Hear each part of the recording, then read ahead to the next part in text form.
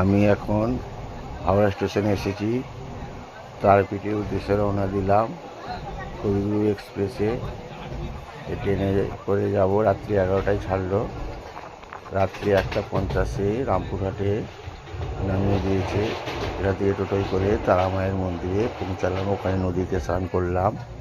এরপর চান টান করে ঠাকুরের প্রসাদ, ফুল, মালা, চুনরি, ধূপ, আলতা, সিঁদুর সব নিয়ে মায়ের মন্দির প্রসাদ নিয়ে মন্দিরে প্রবেশ করলাম।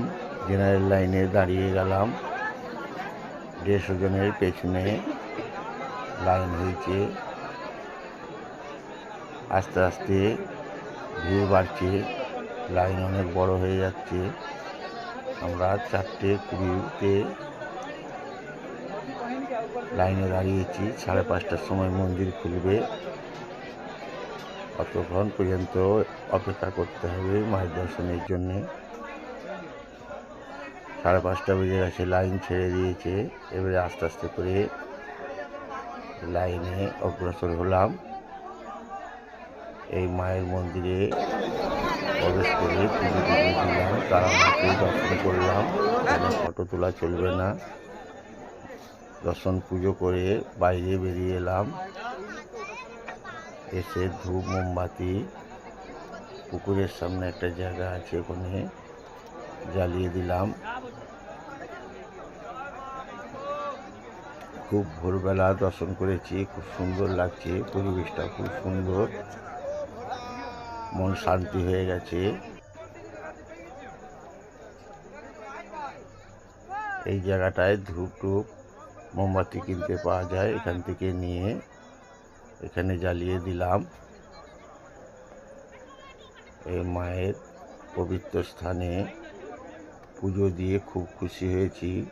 মাকেও ভালো করে জড়িয়ে ধরেছি, মাকে পুজো দিয়েছি। এরপর এক এক করে সব দর্শন করে নিচ্ছি। খুব সুন্দর জায়গা, মন ভরে যাবে। এই তারা মায়ের আশেপাশে চারিদিকে দর্শন করে নিলাম।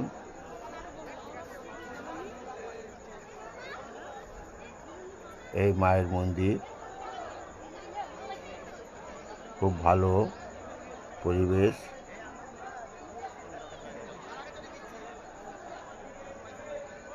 এরপর এই তারা মায়ের চাতালে এলাম। চাতালে এসে দু একটা ফটো তুলে নিলাম, ভিডিও তুলে নিলাম। এই দেখুন প্রসাদ, পুজো দিয়েছিলাম। এরপর এগুলো নিয়ে দোকানে যাব। দোকানে প্যাকেটের মধ্যে পুড়ে নেব সব প্রসাদগুলো।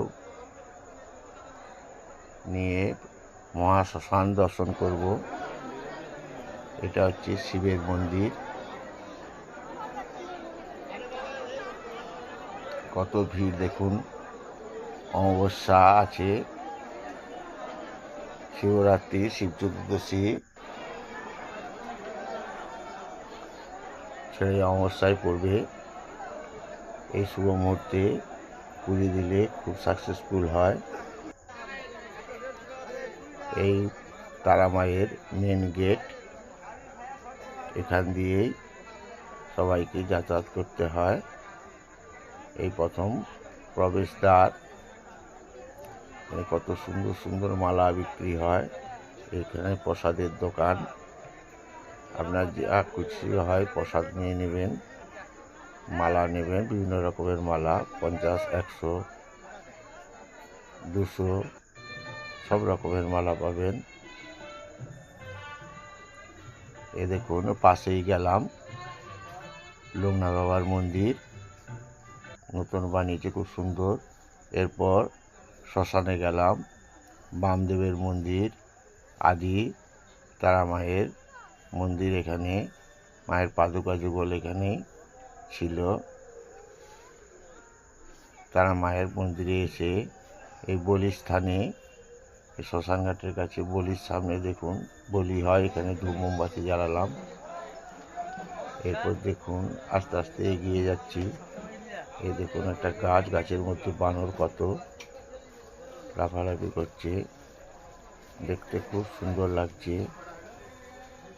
এরপর একটু প্রসাদ কিনবো, বাইরের প্রসাদগুলো খুব স্বাদ লাগছে, টেস্টি, তাই 1 কিলো 500 করে 2 জায়গায় কিনে নিলাম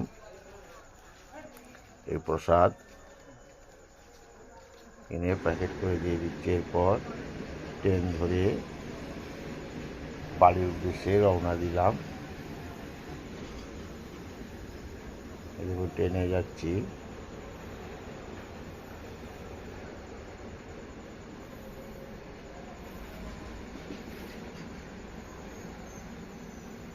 একদিনের জন্যে এসেছিলাম, ঘর ভাড়া নিয়ে নিই, নদীতেই চান টান করে মায়ের পুজো টুজো দিয়ে নাস্তা করে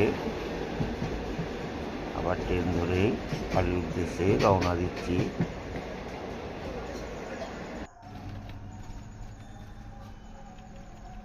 এরপর বাসে করে বাড়ির উদ্দেশ্যে যাচ্ছি। এরকম সুন্দর গ্রাম, চারপাশে মাঠ ভর্তি,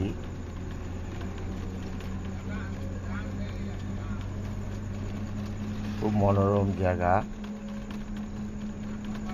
আমাদের দেশের দিকটায় দেখুন গ্রামের দিক কত সুন্দর।